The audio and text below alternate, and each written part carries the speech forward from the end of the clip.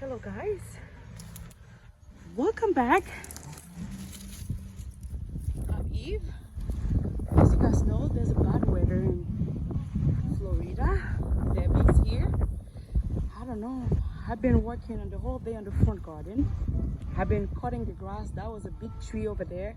The tree fell down and I cut the grass really truly low this time because it's been raining every day.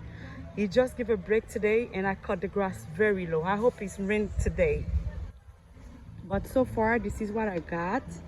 I removed those chairs was over there. I give the grass a break and I put them right here on that corner on that one garage door. And then this is what's going on right here. I have my fountain, which is they're not functional. I didn't plug them yet, or maybe never. This is right here. Yeah, and I cut that tree over there. That bigger tree was really big. I cut it, and that bigger tree was falling. Oh guys, oh holy Jesus,